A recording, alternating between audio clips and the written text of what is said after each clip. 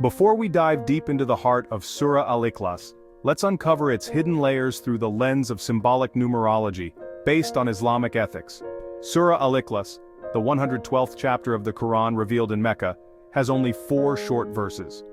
Its main message is clear: Allah is one, and nothing can compare to his creation, as stated in verse 4. Prophet Muhammad, peace and blessings be upon him, emphasized its importance, saying, reciting it is equal to 1/3 of the Quran. Interestingly, it doesn't have muqatta'at, the mysterious disconnected letters found in other chapters. But what about numbers in Islam? Unlike superstitious or fortune-telling numerology, Islamic numerology is a science of reflection. It looks at numbers as signs of Allah's greatness and wisdom. In Islamic numerology, there are 2 main methods: Abjad calculation, which gives numbers to Arabic letters, and the digital root method, which shrinks big numbers down to a single digit. For example, the number 112 becomes 1 + 1 + 2, which equals 4. Or 214 becomes 2 + 1 + 4, which equals 7. This connects to the idea of Al-Quran Mathani, meaningful repetition, as mentioned in Surah Al-Hijr, verse 87. In Surah Al-Ikhlas, the word ahad is repeated twice, both times reinforcing pure oneness and a mathematical symbol of strong faith. Through this lens, we will begin our journey, exploring not just the words but the patterns and numbers that echo the Creator's perfection. Always remembering, numbers are a tool for reflection, not superstition. Title: Surah Al-Ikhlas, the Heart of the Quran. Subchapter 1, Introduction to Surah Al-Ikhlas. Title 18. Assalamu alaikum wa rahmatullahi wa barakatuh. Bismillahirrahmanirrahim. May the mercy and blessings of Allah always be with all of us. Today we're diving into the beauty and deep meaning of Surah Al-Ikhlas, the 112th and very special chapter of the Quran. Subchapter 2, History of Revelation and Context of the Surah. This surah was revealed in Mecca, at a time when Muslims really needed their faith to be strong and steady. Back then, the Arab people were surrounded by polytheism and idol worship. Surah Al-Ikhlas came as a clear answer to doubts and rejections of Allah's oneness, strengthening the belief in one God amidst big challenges. Subchapter 3, Grandeur and Content of the Surah. Even though it's only 4 short verses, its greatness is truly amazing and priceless. Its main message is to confirm the oneness of Allah, the only God worthy of worship. It rejects all forms of polytheism, stating that Allah has no partners, and explains God's nature very clearly and firmly. Subchapter 4, Spiritual Value and Virtues of the Surah. Prophet Muhammad, peace be upon him, said that reading Surah Al-Ikhlas is like reading 1/3 of the Quran, showing its amazing importance. This shows how important the content of this surah is. It's the core of Islamic teachings, which is oneness of God, the foundation of all our beliefs. Without the oneness of God, other good deeds become pointless because sincerity to Allah is the main condition for our worship to be accepted. Subchapter 5, Scholars' Perspectives and Interpretations. Scholars emphasize that understanding Surah Al-Ikhlas is a must for every Muslim, so we can truly know and acknowledge Allah's oneness. Interestingly, this surah doesn't have muqatta'at letters, meaning its message is very clear, easy to understand, and goes straight to the heart. It's a pure declaration of faith. Al-Ikhlas means sincerity, complete surrender to Allah. Subchapter 6, Daily Practice and Reflection. Every time we read it, we renew our pledge and promise of loyalty to the one God, strengthening our spiritual connection. We deny any partners for him, acknowledge him as the one we depend on, who does not give birth and was not born, and there is nothing like him in any way. Subchapter 7, Conclusion, the Heart of the Quran. This is the foundation of our faith, the heart of the Quran, which is a source of strength and peace for the soul. A surah that is short in words but vast in meaning, covering the true essence of faith. It's a fortress of oneness of God, a protector of faith, and the key to truly understanding the one and perfect God. Now let's talk about Islamic numerology. Not magic, not fortune-telling, but a deep reflection on the beauty of numbers in the Quran. Allah created the universe with order and balance, all of which can be explained through mathematics. Segment 2, Numerical Miracles in the Quran. The Quran also contains amazing numerical miracles. These numbers are signs of Allah's greatness and wisdom. Segment 3, Amazing Numerical Examples. Early scholars studied the frequency of words, the number of verses, and numerical patterns in the Quran, For example, the words world and hereafter are mentioned an equal number of times as are devil and angel. This balance proves the Quran is from the all-knowing. Segment 4. Focus on Surah Al-Ikhlas. Surah Al-Ikhlas itself has unique numerical features. Consisting of 4 verses, this surah emphasizes the oneness of Allah with a very regular repetition of the words Ahad and Allah. The number of letters and words in this surah also forms a symmetrical pattern, as if confirming the perfection of monotheism. Segment 5. Correcting misconceptions about Islamic numerology. Numerical studies aim to strengthen faith, not for mystical purposes. Islamic numerology is a tool for reflection, not for charms or fortune-telling. Our focus is to find wisdom and signs of Allah's greatness, not supernatural power in numbers. Segment 6. Numbers as Allah's creation.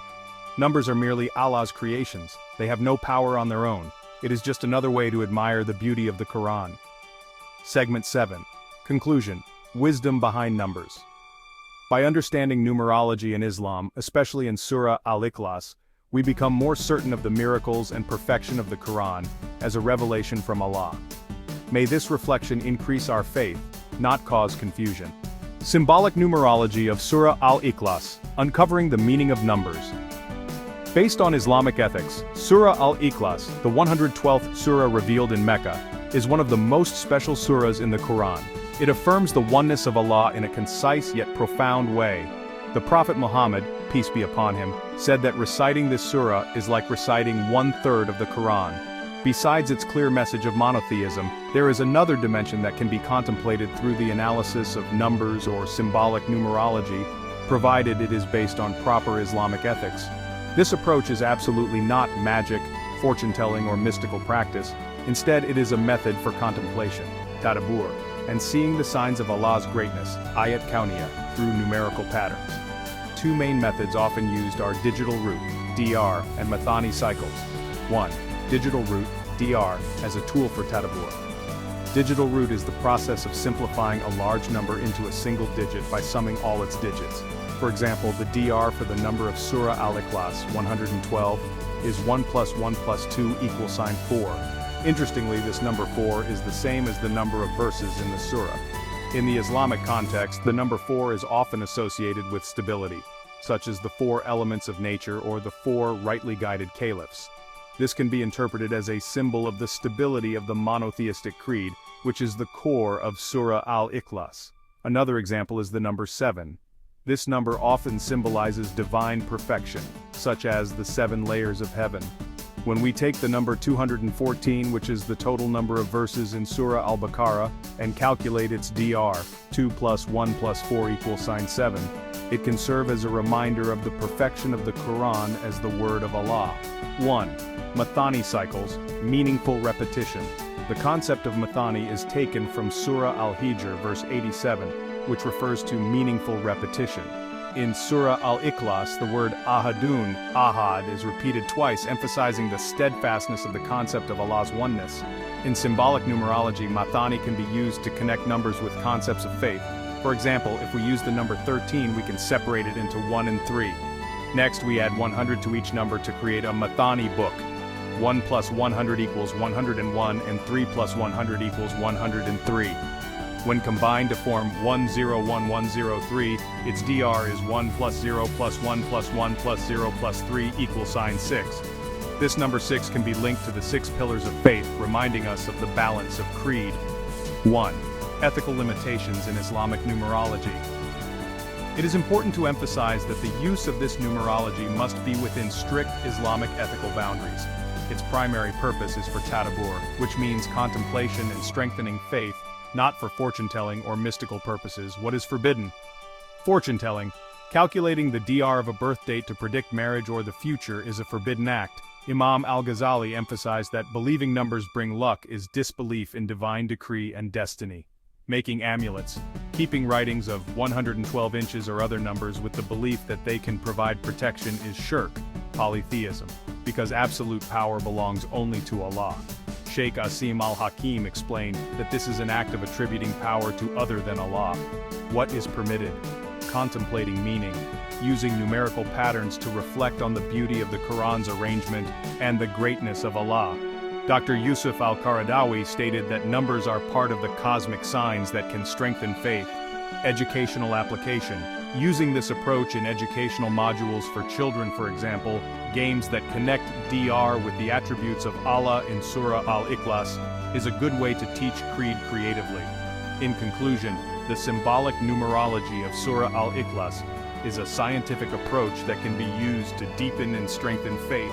As long as it is used as a tool for Tadabbur and not a mystical practice, it will serve as a reminder of the wisdom and majesty of the one and only Allah. To understand the wonder of numbers in the Quran, there are two main methods often used by scholars and modern researchers: Abjad calculation and digital root. Both offer unique ways to understand the secrets of numbers behind the holy verses. Subchapter 2. What is Abjad calculation? Abjad calculation is a method that gives a specific number value to each Arabic letter. This way, we can calculate the numerical value of each word or verse in the Quran. For example, the words Bismillah and Allah each have different numerical values, which can be looked at to find hidden meanings. This method reveals another layer of beauty and uniqueness in the Quran's structure that isn't easily seen. Subchapter 3. What is digital root? Meanwhile, digital root is a method that reduces a big number to a single digit by adding up its digits again and again, until only one number is left. For example, the number 345 is added up as 3 plus 4 plus 5 to become 12, then 1 plus 2 to become 3, until we get the last single digit. This method is used to find the core meaning or value of a number and is often used in modern numerology studies and Islamic math analysis. Subchapter 4. Relevance of Abjad, calculation and digital root to Surah Al-Ikhlas. Both of these methods allow us to explore the math of Surah Al-Ikhlas in more detail and depth. Through these methods, we can calculate the numerical value of the surah, verses, or important words, and find the core value hidden behind those numbers. The combination of Abjad calculation and digital root opens new doors to appreciate and understand the mathematical structure of the Quran more deeply. Subchapter 5. Moving towards the analysis of Surah Al-Ikhlas. Next, we'll see how this beauty and wonder of math appears in Surah Al-Ikhlas, one of the very special surahs in the Quran. The Quran is full of meaningful repetitions, known as al-mathani. These repetitions aren't pointless, they strengthen the message and create a harmonious pattern. Subchapter 2. Surah Al-Ikhlas, the essence of monotheism. Surah Al-Ikhlas is a great example. The theme of monotheism is repeated throughout the Quran, and this surah is the essence of that theme. Each verse repeatedly confirms the oneness of Allah, strengthening the understanding of monotheism in the reader's heart. Subchapter 3. Repetition in worship and remembrance. This surah is also one of the most frequently repeated in prayer and remembrance. The repeated recitation of Surah Al-Ikhlas in daily worship forms a deep spiritual connection between the servant and the Creator. Subchapter 4. The effect of repetition, strengthening monotheism. Repetition strengthens monotheism in our hearts. Each time it's repeated, the message of Allah's oneness becomes stronger, forming a solid foundation of faith. Subchapter 5. Numerical structure and repeating patterns. The numerical structure of Surah Al-Ikhlas also shows amazing repeating patterns. Each verse and word count forms a consistent mathematical pattern. Subchapter 6. Repetition of words and numbers. Proof of the Quran's greatness. Allah repeats His message not just through words but also through numbers. Every repetition carries its own meaning, showing the beauty and uniqueness of divine revelation. Subchapter 7. Harmony of meaning, language, and mathematics. This proves the greatness of the Quran, covering meaning, language, and mathematics. The repetition in Surah Al-Ikhlas is not just talk. It's a system that builds faith and shows the greatness of Allah's revelation. Title 1, 4, and 7, The Symbolism of Numbers in Surah Al-Ikhlas. Subchapter, The Number 1, The Oneness of Allah. Title 14. In Surah Al-Ikhlas, the number 1 is very important. The number 1 stands for the oneness of Allah. This is the main point of this surah. This surah starts with Kul huwallahu ahad. Allah is the one. The whole surah says there is nothing else like the one God. One means Allah is special and great. There is no one else like Him. Subchapter, the number 4, 4 pillars of faith. The number 4 refers to how many verses are in Surah Al-Ikhlas. These 4 verses build a strong base for our faith. Each verse talks about a part of oneness, being one, being relied upon, not having children, and having no equal. These 4 verses are like 4 pillars of faith, holding up the strong belief of Muslims. Subchapter, the number 7, Perfection and Connection of Surahs. The number 7, even though it's not directly in Surah Al-Ikhlas, is very special in Islam, like the 7 heavens, 7 earths, and circling the Kaaba 7 times. Surah Al-Fatiha also has 7 verses, showing how perfect and balanced Islamic teachings are. The connection of the number 7 with Surah Al-Ikhlas shows how perfect the message of oneness is that both of these surahs bring. Subchapter, Symbolism and Wisdom of Numbers. These numbers are not just symbols, but they make the beauty and meaning of the surah even stronger. It shows a perfect design from God where each number adds layers of meaning to the surah's structure. By understanding the symbolism of the numbers 1, 4, and 7, we can really appreciate the beauty and deep meaning of Surah Al-Ikhlas even more. Let's look at the numerical wonder of Surah Al-Ikhlas with Abjad and digital root. This method combines traditional knowledge and modern math to understand the hidden secrets in the holy verses. Abjad is a system that gives a number value to each Arabic letter. A digital root is a process of adding each digit in a number until only one digit is left. Let's see how it's used in Surah Al-Ikhlas. Subchapter 2, Step 1. Calculating the Abjad value of the first verse. The first verse, Kul huwallahu ahad. Each Arabic letter in this verse is given an Abjad value. For example, Qaf is worth 100, Wa is worth 6, and so on. When all the letter values are added up, the result is 220. To get the digital root, we add each digit, 2 plus 2 plus 0 equals 4. So the digital root of the first verse is 4. Subchapter 3, Step 2, Calculating the Abjad value of the second verse. The second verse, Allahu Samad.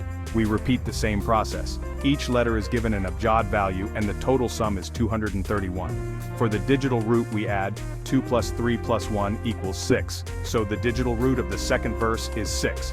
Subchapter 4, Step 3. Calculating the Abjad value of the third verse. The third verse, Lam Yalid wa Lam Yulad. The Abjad value for this verse is 240. Add the digits, 2 plus 4 plus 0 equals 6. So the digital root of the third verse is also 6. Subchapter 5, Step 4, Calculating the Abjad value of the fourth verse. The fourth verse, Wa Lam Yakun Lahu Kufuwan Ahad. The total Abjad value is 411. For the digital root, 4 plus 1 equals 6. Again, the number 6 appears as the digital root. Subchapter 6, Arranging and Analyzing the Digital Root Pattern.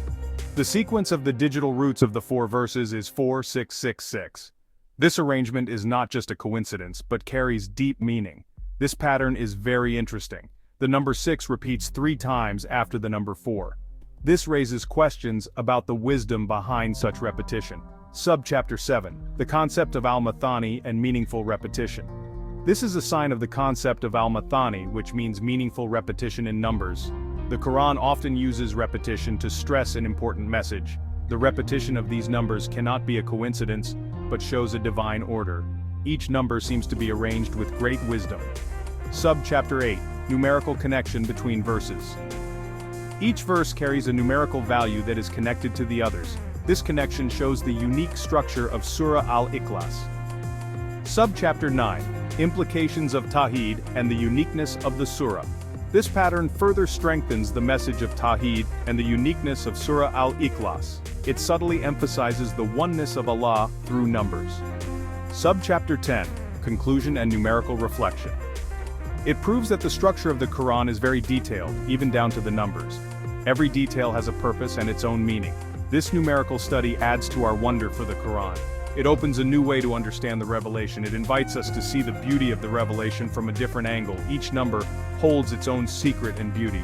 Subhanallah, this is the hidden wonder of the Quran. May we continue to study and appreciate this beauty. What are the benefits of knowing Quranic numerology? It started as a way to deeply understand the meaning and structure of the holy verses. This knowledge was then used in many areas, including art and education. Subchapter 2, Integrating Numerology into Calligraphy Art. In calligraphy art, number values are combined with visual designs, creating works that are not only beautiful but also full of numerical meaning. For example, the word Allah, with a numerical value of 66, is decorated with geometric patterns based on that number, adding a spiritual and mathematical dimension to the art. Subchapter 3. From Art to Interactive Education. The inspiration from this calligraphy art was then used in education, where the concept of numerology became an interactive learning module for children. Games or activities like arranging letters and counting their numerical values introduced them to the Quran and math at the same time. Subchapter 4. Fun Learning Modules. This approach makes learning the Quran more fun and meaningful for the younger generation. These modules can be expanded into workbooks, digital apps, or board games, offering various learning choices. Subchapter 5. Impact on Children and Society. Through play, children learn about God's oneness, the greatness of the Quran, and the beauty of God's creation in mathematics. This plants a love for the Quran from a young age, building a strong foundation for their future. This creative approach not only strengthens an individual's connection with the Quran, but also brings society closer to the beauty and wisdom of divine revelation. In the field of Quranic numerology, it's important to stand on solid religious ground. Scholars say that any study about numbers in the Quran must follow Islamic rules and not go against what Muslims believe. Number studies are just a tool to help us think deeply, not a source of new beliefs or rules. They are meant to help us understand more, not to create new beliefs. Subchapter 2. No fortune-telling or charms based on numbers. It's not allowed to use numbers for telling fortunes, making charms, or picking lucky dates. Religious rulings from different Muslim countries say that these practices are like superstitions and can lead to worshipping other things besides God. Prophet Muhammad, peace be upon him, strongly warned against fortune-telling and believing in the power of numbers. For example, the National Fatwa Council of Malaysia has said that using numbers for mystical purposes is forbidden. Subchapter 3. Faith and Trust. Only in Allah. Our faith is only in Allah, not in numbers. Using numbers as protection or for good luck is like worshipping other things besides God, as scholars have said. For example, Sheikh Yusuf al-Qaradawi has said that believing in the power of numbers goes against believing in one God. Subchapter 4. Protection and Blessings Only from Allah.